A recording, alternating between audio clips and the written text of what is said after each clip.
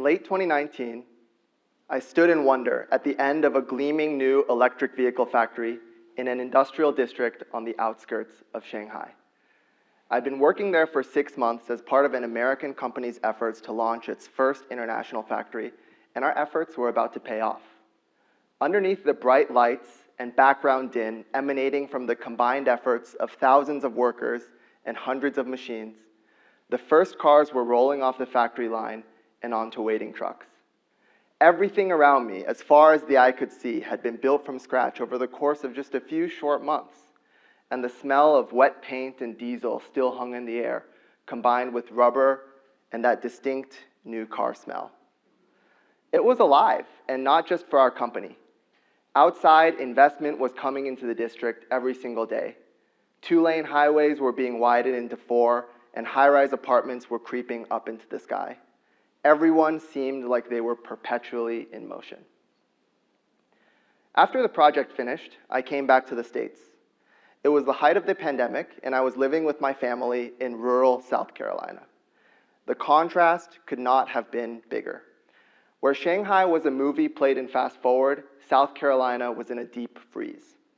Here, nestled an hour away from each of the 3 nearest interstate highways, there was no factory, no assembly line, no workers. Instead, on each of the 3 major roads headed out of town, there was the almost silent rustle of vines and moss creeping up the sides of paper mills, steel plants, and other buildings where the last lights had been turned out decades ago. It was a huge contrast, and I thought to myself, why? On the surface, the answer seemed obvious.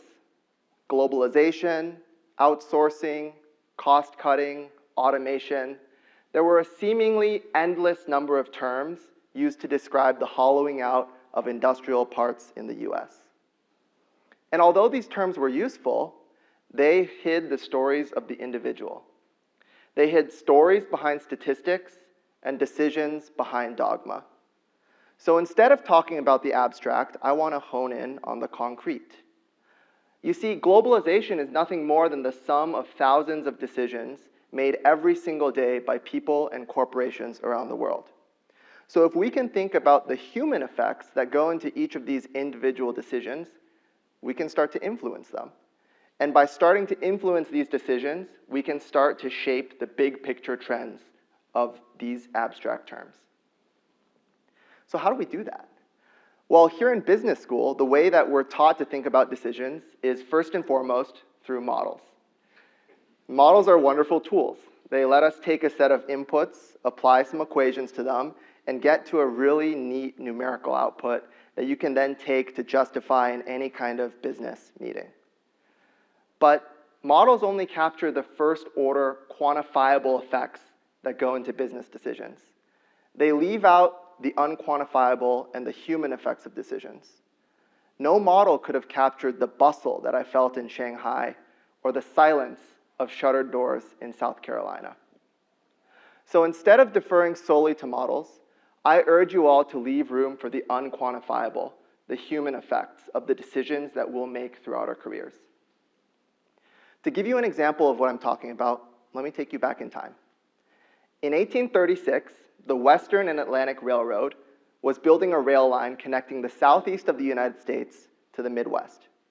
A US Army engineer evaluating solely the geographic suitability of the land identified a site in northern Georgia where a stake was driven into the ground. Over the course of a couple of years, as the rail line was built, a small trading settlement sprung up, and people came through boarding the train to Chattanooga and cities beyond. Over the course of years, this town grew and grew, and after a while, its growth wasn't tied to the railroad anymore. It was a snowball effect of the people and the companies and businesses that had set up shop there. That town grew and grew over hundreds of years, and today, it's the de facto capital of the American South. Its name is Atlanta, Georgia. Atlanta's growth is the result of the unpredictable effects that arise from a singular catalyst.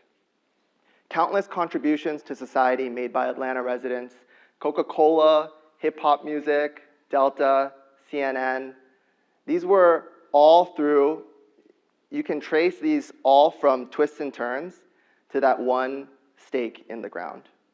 And there are countless of other inventions: the internet, interstate highway system, high-speed rail, social media. None of the creators of these products could have predicted the effects that they would have on society. And none of these effects could have been modeled in a pro forma spreadsheet. I saw the effect of these effects every single day when I was working on that assembly line in Shanghai. I would go out to the line and talk to those assembly workers. Many of them had moved from a different province to take the job.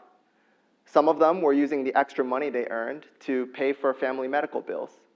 Others still were putting their kids through after-school programs in the hopes that they would one day live a better life than they did. Each of these stories was unique, and it taught me an important lesson. You see, the geopolitics of globalization and the abstract economic theory that we learn in business school, they aggregate a bunch of stories into a single narrative. But sometimes, the context that we need is in the individual. Now, if investment in a place can lead to this kind of positive, unpredictable change, lack of investment in a place can do just the opposite. In the US, since the 1980s, the loss of manufacturing jobs has hollowed out large swaths of the country. The vines that I saw growing up factories in South Carolina have spread like wildfire to hundreds of towns across the nation. In these places, the loss of jobs and ensuing population flight has led to generational poverty, drug abuse, and an increasingly poor quality of life to the residents who weren't able to move.